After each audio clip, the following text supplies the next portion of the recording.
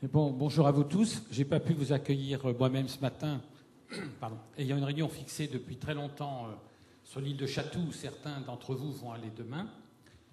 Je suis heureux de vous accueillir à la fois en tant que directeur de la R&D, puis moi-même je suis fils de prof, donc je pensais même que vous seriez à l'heure, comme vos élèves, et puis j'ai constaté que le plaisir des discussions ce matin et le fait que vous n'ayez pas voulu vous priver de fromage fait que nous commençons un peu en retard, mais je vais essayer de ne pas aggraver le retard.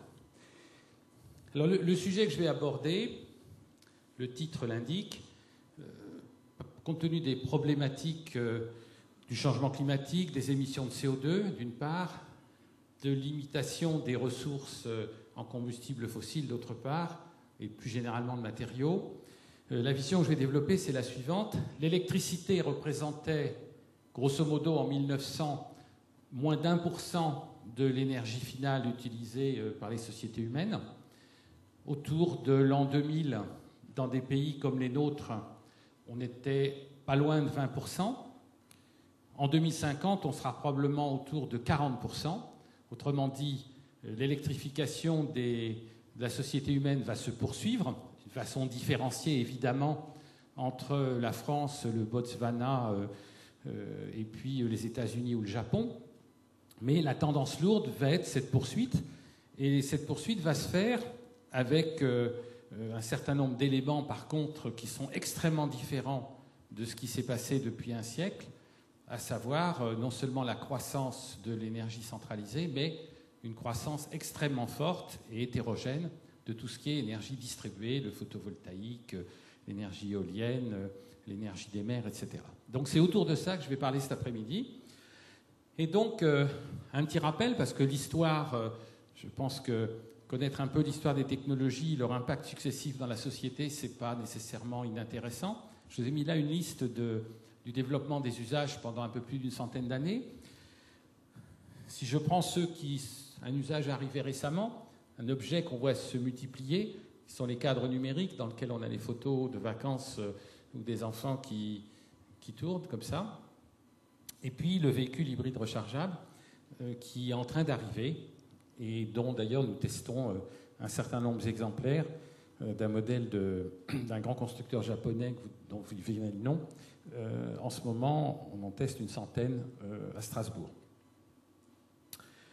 Alors si j'ai dit ça, c'est parce que cette certitude de la montée de l'électricité, au-delà des problématiques de la crise actuelle, sur laquelle on pourra revenir si vous le souhaitez tout à l'heure dans la discussion, c'est qu'on voit apparaître plein de noms de technologies, côté usage comme côté source d'énergie, comme côté vecteur d'énergie, qu'il y a plein d'incertitudes, plein de débats, plein de batailles, mais la tendance dont je parle, il me semble, correspond à une certitude raisonnable et raisonnée, même si aucun d'entre nous, et moi le premier, ne prétend avoir une boule de cristal.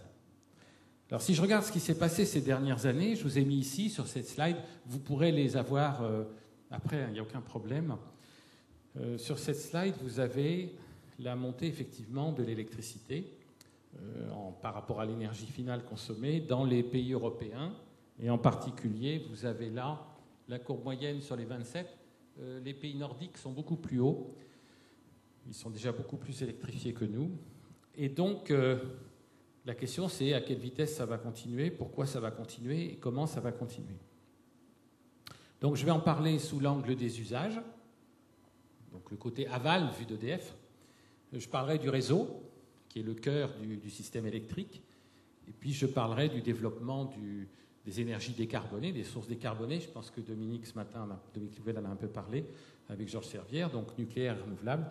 Et puis enfin, je parlerai d'un problème dont on parle moins, et dont je ne sais pas d'ailleurs si vous avez beaucoup d'occasion d'en parler dans vos enseignements, qui est l'aspect systémique global, puisque, in fine, tout ça est sur le système électrique, qui est un système technique unique, probablement le plus grand qu'on a dans chaque pays, et qu'il faut à chaque instant équilibrer. Donc je parlerai un peu de cet aspect systémique. Et puis pour terminer, je dirai quelques mots, en fonction du temps qui me restera, sur que font les 2000 personnes qui travaillent à la R&D d'EDF.